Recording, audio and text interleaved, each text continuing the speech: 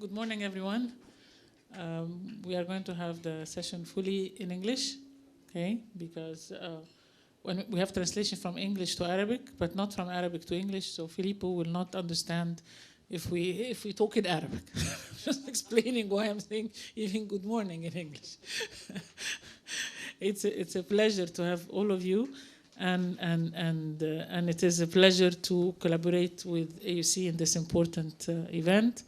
And I would like very much to welcome Dr. Noha McCawy, the Dean of the School of Public Policy at the American University in Cairo, with whom we are collaborating on this important event in this lecture by distinguished speaker. Our speaker is Professor Alvaro Mendez. He's a senior research fellow, Director of the Global South Unit at London School of Economics and Political Science, and the Academic Director of LSE Ideas Department, International Relations. And the topic of our talk is China's multilateral reach in the global South. Insights from the where is the presentation? Insights from two of the banks that were established by China. I would like, before we start, to say a few words about our speaker and our two commentators. Professor Alvaro, I already mentioned the position. Let me add that he's an associate fellow at the Geneva Center for Security Policy, foreign expert and adjunct professor at Fudan University. He published extensively, and his work has been published in high-impact journals such as Geopolitics, Global Policy, Asia Business and Management Sustainability, Journal of Business Research, the China Journal, Asia-Specific Business Review, Finance Research Letters, and Foreign Policy Analysis, and a lot more, but we only take part of the CVs. Okay. Our two commentators for this event are Mr. Mohammed Asim. He is the chairman of ExpoLink and chairman and CEO of the World Trading Company, WTC.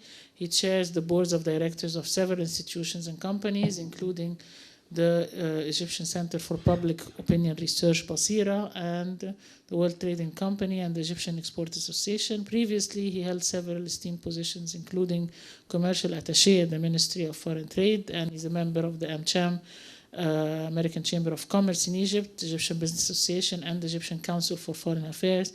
And most important, he is the Secretary General of the Egyptian Center for Economic Studies, where we are right now. Okay, so he's a very, very important fellow. Okay. Our second commentator, and he's a very good friend, and I would love to see him on the screen to make sure he's there. Filippo, are you there? Filippo, hi. There he is. Okay. Dr. Filippo Fazzulo. He's co-head Geo-Economic Center, Asia Economia. Okay, this is Italian. All right. Previously, he was director of the Italy-China Foundation Center on Business Research. His research focused on Asia with particular interest in China at both the domestic and international levels. Fazzulo holds a PhD in politics and institutions from the Catholic University of Milan. Okay, I'm bringing you two people who are experts on China. Okay, so beware. Okay, as you give the lecture when you talk about China and what China is doing. Without any delay, okay, please, I would like you to start the presentation.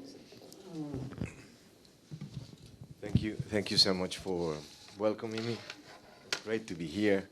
Noah facilitated my travel to Egypt. It is my first time in Cairo, my first time in Egypt, and I'm sure not the last one.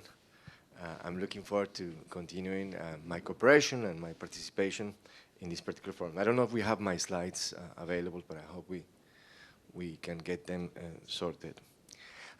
Just very briefly, as you can tell from my accent, I'm not British by birth. I'm British, but not by birth.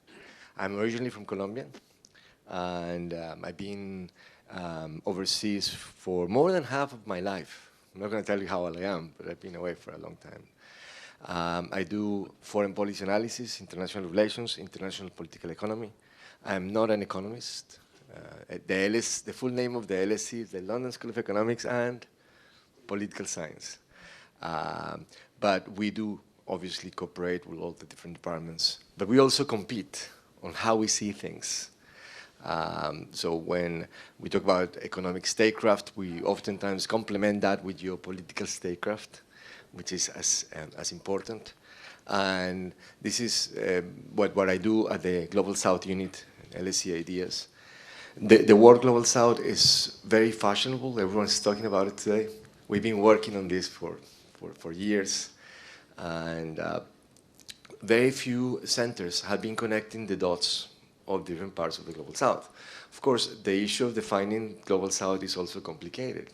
What is the Global South? My students always ask me. And one of the answers, which I was cited, and if you're looking for a definition for the Global South, apparently my definition is available in Wikipedia, which I don't recommend.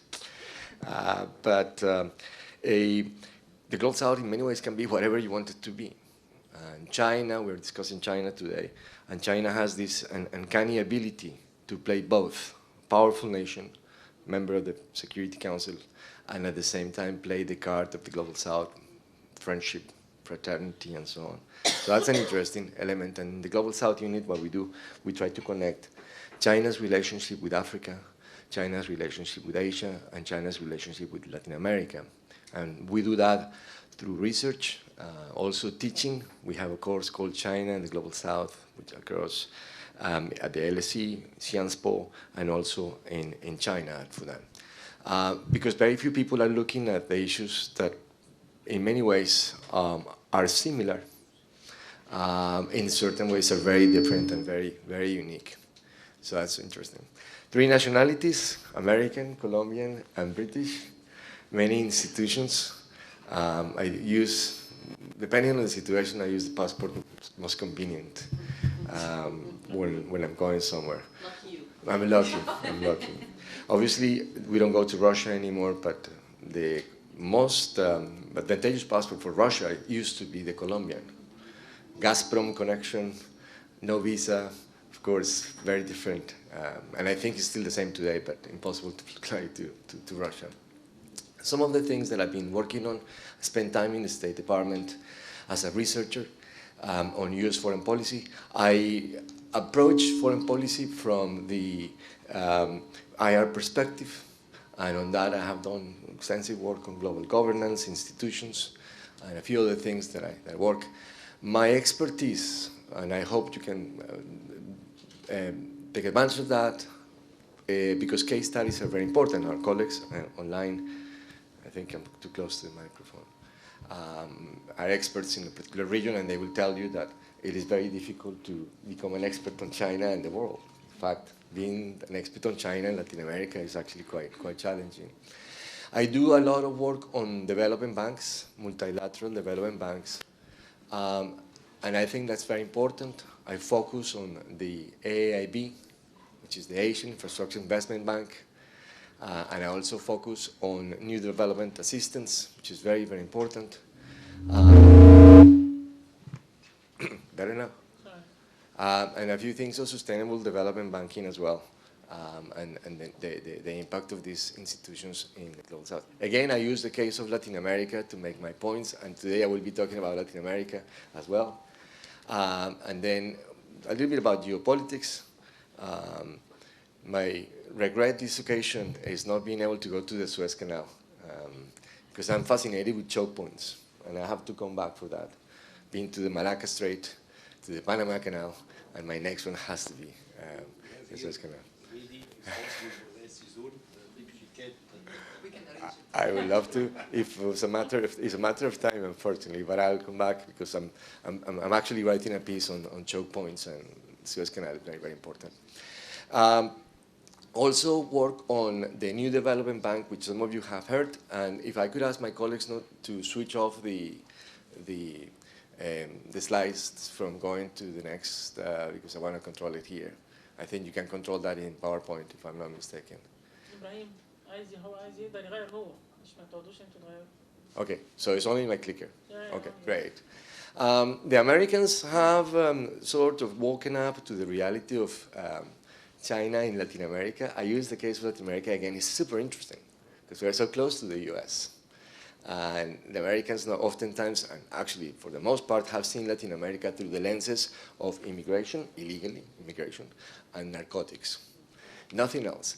But little by little, they're waking up to the reality. This is a report that I just completed for the USIP, commissioned by USIP. It says 2023, but it hasn't been published. It's been published, it will publish in about a month. I'll be happy to share it with you.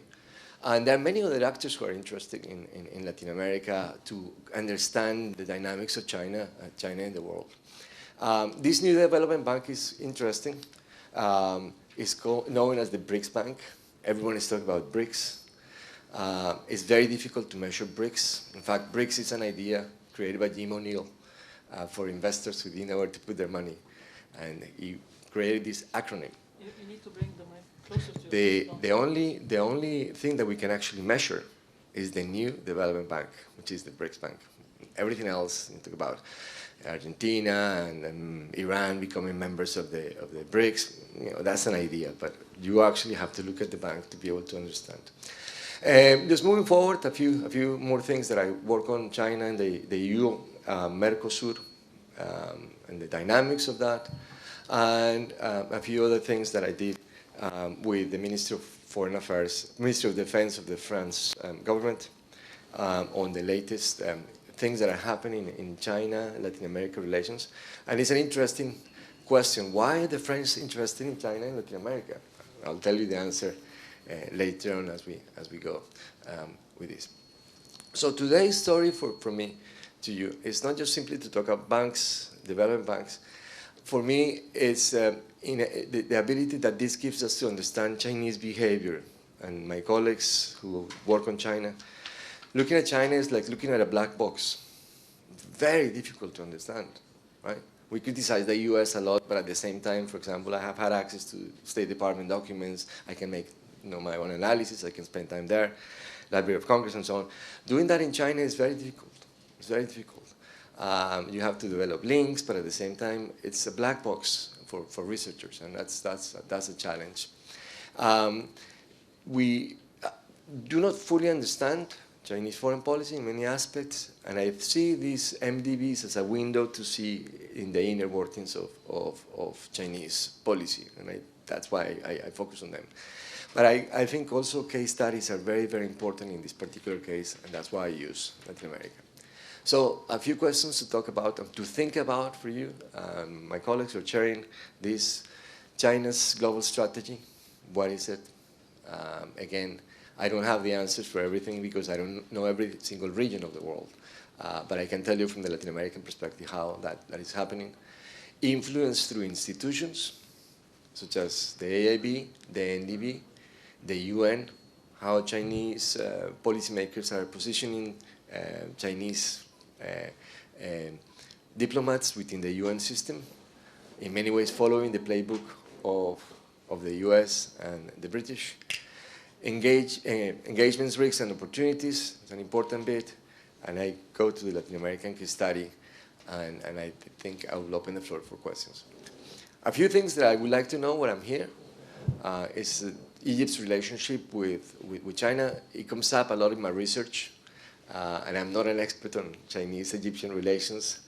I hope that you'll help me learn. And Egypt comes out very often because Egypt has had a very interesting relationship with China. After the creation of the PRC, Egypt established diplomatic ties 7 years later. One of the earliest countries in Africa and in the Middle East to establish diplomatic ties with China, while many other countries were not even knowing where China was, or the 1950s were a struggle for the PRC. They were in panic mode. How do we get countries to recognize us? To a certain extent, that fear is gone, yet it's not completely gone. The one China policy has not been achieved for Beijing. There's still 12 other entities, 11 countries and the Vatican, let's say 12 countries, who have not recognized China diplomatically.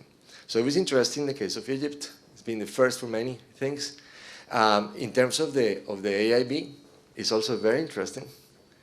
the Egypt became a member of the AIB quite early. They are a non-regional founding member of the AIB. The AIB is very new. Compared to the World Bank, 1940s, the AIB was born in 2013 as an idea. It really opened doors in 2015. Egypt being a very important member. And just to add, Egypt became very important for me looking at Latin America, because Egypt became the first country outside Asia to receive a small grant from the AIB, meaning, the AIB is not just about Asia. The AIB in many ways was created to counteract the Asian Development Bank in Manila, controlled by Japan and the US. I'll come back to this a little bit later on as well.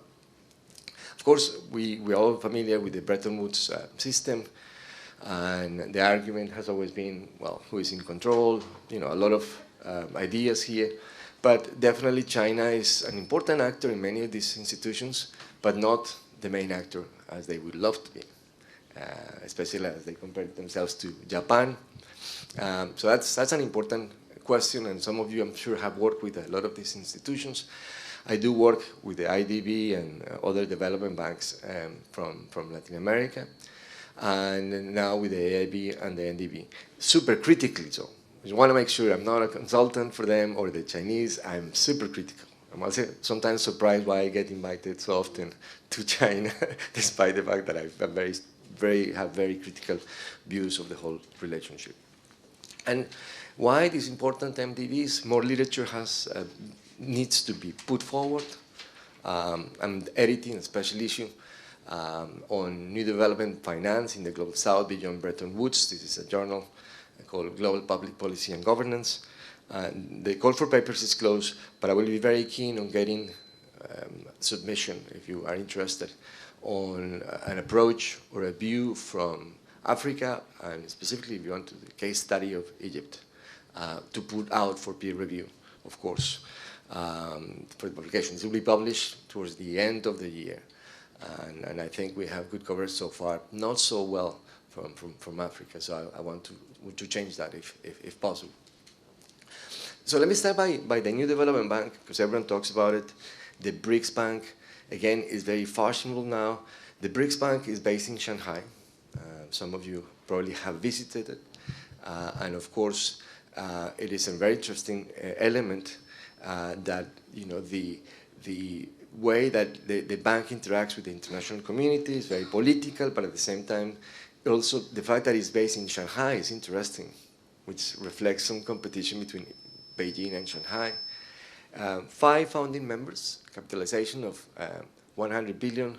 And of course, these founding members found themselves in a difficult position when the Russians invaded Ukraine, because Russia is one of the most important members. In fact, they're about to become the presidents of the bank. Every 5 years, you have presidencies. First India, then Brazil, and now Russia coming up. So a lot of people are thinking, is this really a geopolitical bank or not? And the NDB says no, because it is a multilateral development bank. They have to be open because they get rated. They also have to have global governance, and also, importantly, so they are competing with other MDBs, and they want to make sure they are at the same level. So that's quite an important element here. It is highly politicized. The president of the NDB is the former Brazilian president, Dilma Rousseff, who I believe, in my opinion, was appointed there not because she was an ally of President Lula, but because Lula wanted her away really quickly. Lula, the new president of Brazil. Not a good thing for the NDB, because the Brazilians had 5 years, and the previous president was actually doing a very good job. He was appointed there for only 2 years, because then the Russians take over. But it's been highly politicized, and I think the Chinese are also happy about this. So I'm not sure what direction of the bank is going to take place. The only thing that I can tell you is that my conversations with Dilma Rousseff's team, they didn't really know what they were doing about the NDB. Some of them were politically appointed, and they didn't have any clarity on this, but very, very interesting. Started in discussions in 2012. Then the bank became a reality in Brazil again, 2014. Brazil is a very important, iconic country in Latin America, despite the fact that we feel Brazilians do not look at us as Latin Americans. But for me, it's very interesting. When I'm in the US, people keep asking me, what part of Mexico are you from? And I say, I'm sorry, I'm not from Mexico, I'm from Colombia. No offense against Mexicans. And I go to China, I say, what part of Brazil are you from? I said, no, I'm not Brazilian, I'm Colombian.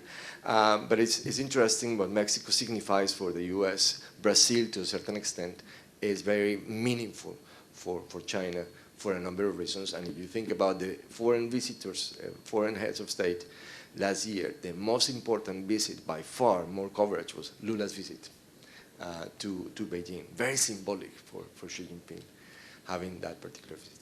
NDB membership, also very interesting. In order to grow as a bank, you have to grow with your membership. Started with the 5 founding members, of course the BRICS. And in 2020, in the constitution of the bank, you have a provision to expand. The Brazilian president, Marco Troio, opened up the door for this new membership. And Bangladesh, Egypt, and the UAE became members in 2020, 2021. That's very, very interesting. So it went from 5 to 8 in a matter of months. The membership, and when you look at the slides, which I'm happy to facilitate, the membership sizes are very, very different. But it was very interesting to see that one of the criteria to be able to join the bank was not about economics. One of the criteria to join the bank was geopolitics. No new members with any geopolitical different view of China will be able to join. Again, that's a very interesting thing. And during my conversations, I ended up uncovering that. Latin America, important here, new prospective member, Uruguay. And I think this is also interesting for trade-wise, for those of you who are doing trade opportunities. China can be a unifying actor, but it also could be a dividing factor. In Central Asia, which I also teach, China and Central Asia, China's presence has been, in some cases, to unify cooperation between Central Asian countries. And now also as they compete with Russia for domination in Central Asia as well. In the case of Uruguay, it's very interesting because Uruguay is part of Mercosur, which is a bloc of nations in South America who are not supposed to do bilateral trade deals without consulting the rest. There's a gentleman's agreement. Uruguay is about to sign an FTA with China, which basically means Mercosur, goodbye, possibly. It's dividing now. That's interesting. But also one of the members of Mercosur doesn't have diplomatic ties with China, Paraguay. It's Taiwan. That's super interesting. And if you think about dynamics, and again, I look at these banks, but I also look beyond that, looking at dynamics, the elections in Paraguay last year were the very first Latin American elections where China was one of the campaign topics for re-election. The incumbent said, if you vote for me, I'll stay with China. The challenger said, from the challenger party, if you vote for me, I will switch I will stay with Taiwan, the first one, and then the second one I will switch to Beijing. So that was quite an interesting element. If you want to learn more about this, there are a number of special issues. This one from Global Policy last year came up, and the main journal article here was written by Jim O'Neill, the one who came up with the ideas of the BRICS. I wrote a piece here as well on the case of Uruguay and Brazil. Just quickly moving into the AIB, which is perhaps better known to everyone. Also, if you have the NDB known as the BRICS Bank, the AIB is known as China's World Bank. That's the nickname. But of course, it's not the real name. But for those of us who've been tracking the development of the AIB, we see a lot of similarities between the two banks, the World Bank and the AIB. 109 members globally. We're not talking about 5 or 9, we're talking about 109 members, including Egypt, including many, many countries I might not would have thought. AAA credit rating with very similar structures to the World Bank. But of course, this was a geopolitical element as well. And for those of us who've been looking at how this developed, part of the reason that China put forward the ideals for having their own development banks, to have their own global governance institutions, but also the dissatisfaction with the regular institutions who are not giving China a bigger space for them to have more influence, and specifically the World Bank. A lot of people tie the NDB and the AIB to the BRI. It's not clear, that connection. I mean, frankly speaking, what is the BRI? It is whatever you want it to be, in a way. There is no definition, there is no clarity. For China, everything is a BRI. For everyone else, it's not clear what it is. But anyway, it was signed an agreement in 2015, 14. Then the bank faced massive opposition from the US. After 2014, China wanted to have 57 founding members. And the US wasn't happy about it. They thought this was going to be a bank that was going to destroy the international infrastructure, the architecture of finance. And the Obama administration was very proactive, and diplomats getting phone calls. I'm not sure in the case of Egypt. Maybe you can tell me. But the Obama administration wasn't happy about that. It was very clear. Yet the Chinese pushed forward. They wanted to have 57 founding members by the end of March 2015. By the beginning of March, there were very few, only small countries from the global south. And China didn't really want that. Actually, in fact, China is interacting a lot with the global south, but I think their main market and their main objective is to have more presence in Europe and the US. And not having that, that was a difficult thing for them. And then something happened really interesting when in the middle of the month. And again, waiting for that deadline, and Chinese were very upset about that. And of course, they wanted this to be a representative decision. The UK, of all countries, and this is an interesting newspaper cartoon, when on the 12th of March 2015, they decided to challenge the US, right? And they decided to join the bank. And it was a very important decision. 2015 was the golden year for China-UK relations. She came to the UK, stayed in Buckingham Palace, of all places, full state visit, and we were very close, or the UK was very close to Beijing at that particular moment. And this was part of it. Of course, the next day, everyone else. The snowball effect that this created was incredible. By the end of March, you had 57 countries. Very happy. And the rationale was, if the UK is doing it, why not us? A special relationship, there is no fear on this. And you ended up having over 50 countries, and then more and more became interested in doing this, including South Africa. South Africa is a prospective member. Interestingly here, South Africa has not completed their membership into the AIB. There are different hypotheses I have, but I'll go beyond that. But their emphasis is the NDB for sure, so that's interesting as well. And of course, the Obama administration was upset about this, David Cameron's decision, but this is the coverage. The European membership became crucial for this particular decision. And the interesting part about the AIB is that neither Japan or the US are members, nor planning to be, unlike the ADB based in Manila. And that's an interesting element. But the other interesting bit is that Canada is a member, which right now the Canadians left temporarily because there have been some geopolitical clashes. But the Canadians cannot really leave the AIB that easily. It's not, this is an agreement that had been signed to become a member of a multilateral development bank.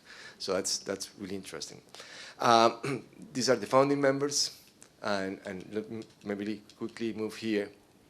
As I said, how is that different? Actually, it's not that different as the World Bank. The architecture of the bank was put forward by a friend of mine, Natalie Lichtenstein, World Bank official. The president of the bank, former World Bank official, the Chinese president. There is also an international president, which is Sir Danny Alexander, a Lib Dem from the UK. We developed a very close relationship with the bank. And having Sir Danny Alexander gives the bank a different perspective overseas. So that's interesting as well. Key for the Global South, one of the things that I think is interesting too, unlike the World Bank, is that all members can borrow money. We talked about London recently, and we need more infrastructure, and I would be surprised at some point if they are being able to get some funding. The funding that they have been providing so far is not massive to save anyone's country, but what happens with these ratings that they have and the reputation established, they are able to bring co-financing, and that's the issue that is important there. Faster and perhaps more efficient than the World Bank. And one of the issues that they keep arguing, well, they don't have a resident, and they have a non-resident board, but one of the things, of course, they say there's no conditionality. I'm not so sure about this question of non-conditionality from China. So far in the AIB, we'll see what happens, and I think that's also interesting. Just to give you an idea, Latin America, 6 members, Canada, Africa, 15 full members, Europe, 25 members. I do love lists, by the way, because people say, oh, no, I think you're mistaken. I do like to have the list here. And this is the amount of money they actually have on the bank, the 100 billion.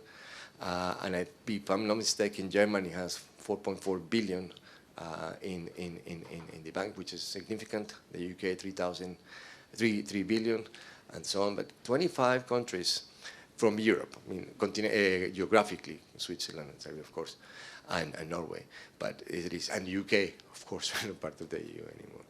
Latin America as well. This is a book I wrote a few years, 2 years ago, on these 6 full members, plus 3 prospective members, Venezuela, El Salvador, and Bolivia. But that's quite significant too, because no one is giving money right now to Latin Americans. Argentina, for example, has a very difficult time getting funding from anyone. And just the fact that even if you get $50 million, that is a key that will open more funding, because if it's backed by the AIB, it makes a difference in this particular case. This is Africa, 15 full members so far. And if you think, look at this diet, Egypt was the first one there. Egypt is a founding non-regional member of the bank. Going back to my question, this is very interesting. 1956, first one in establishing diplomatic ties, then first one to join the AIB. Now Egypt also member of the NDB, which I find very interesting. Here, put it back. I know you're taking a picture. So that's a very interesting element. Some of the projects in Egypt, and you'll see there is a list of projects online. You can see them specifically. Some of them not that large. But for Latin America, it was very interesting to have Egypt getting funding, because it meant this is not just about Asia. The latest thing is they opened the first regional office outside China in Abu Dhabi. Well, as you know, China is right now looking at possibilities of increasing cooperation with the Middle East, big time. In fact, we actually met at the China-Arab Summit. They don't have the expertise, the Chinese, but they are very keen in developing, because China knows more about us than we know about China. It's very, very, very interesting. Of course, challenges, US and Japan are not members opposing the opponents to the bank. The Abu Dhabi hub is likely to have make things more international, I think more cooperation as well. Europeans are already getting funding. Hungary has a project from the AIB, so that's also interesting to note. And of course, wealthy members like Saudi Arabia will have more access to funds, and perhaps the capitalization will become different. And yeah, one of the things that is coming up a lot, I participate in one training exercise for current Ukrainian bureaucrats. And one of their concerns, when, not if, the conflict comes to an end, will be a very important stage of reconstruction and development. And their concern to me is like, what do we do when the US and the Europeans get tired of this? What's next? And I said, I know that China hasn't taken a clear position, but you need to start thinking about possibly cooperation with institutions like the AIB, because the necessity for funds for reconstruction and development would be there. So that was interesting to see how the AIB could get involved in peace building. Now, conclusion, and is this really controlled by China? I have two views. First of all, yes, China is the most important member of the bank. But it's the same thing as saying the US doesn't have an influence in the World Bank. China has. They have the majority of votes. And in theory, they can veto other members and so on. So far, they haven't done it, I think, because their own policy banks have such a bad reputation for wasting and lending a lot of money overseas that they're very careful. They're being very careful about these projects. So far, so good. So I think I'm going to stop here because we need to move on. Thank you very much. Thank you very much for a very interesting presentation. It provided a lot of information about AIIB and the NDB. I'm sure not many people knew the details. Let me give you a very small piece of information on why Egypt joined so early. Okay, it joined so early thanks to the advisory board to the president, which I'm chairing. And at the time when it was first introduced, we pushed and pushed and sent the president and said, we have to be a member of this. This is going to be the new World Bank in Asia, and we have to be part of it. So, I mean, I've just shared with you a little secret. Okay, so we have all this information, and you focused on these two institutions, but between the lines, we see a lot of geopolitics that are involved. It's actually even one of the criterion for being in the NDB is not to oppose China's position. China is thinking about Ukraine and what to do about it, given that the US hates it so much. How are we going to play that game? So lots of issues can be talked about, but for sure are these two tools the only things that China is using to control the world. Okay, we opened up the black box, but there's a lot more in the black box than just these two banks.